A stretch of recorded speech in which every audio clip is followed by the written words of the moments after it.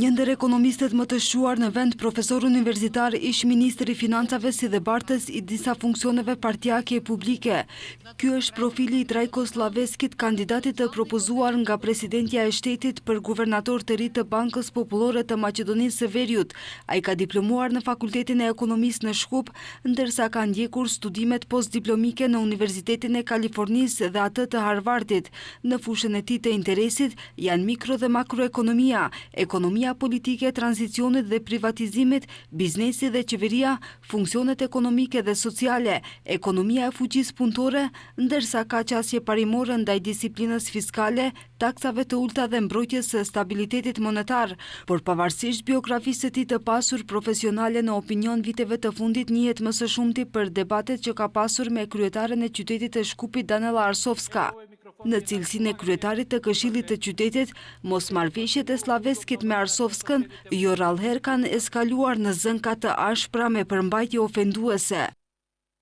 Se nadevам дека се слушаме сега. Пауза од 15 минути затоа што повторно имаме неовластено користење опрема. Господине Хитлер, не сметам дека ви доликува да го правите овој циркус во овој совет.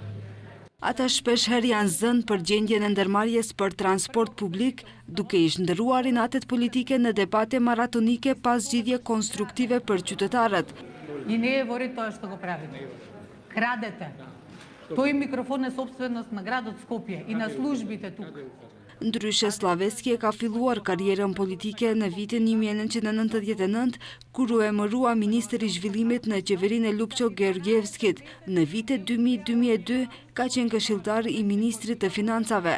Në vitin 2006 është emëruar ministër i financave dhe ka ushtruar këtë funksion deri në vitin 2009, ndërsa pas propozimit të presidentes pritet që ai të jetë guvernator i ardhshëm. Ky post është njëri ndër postet më të rëndësishme shtetërore.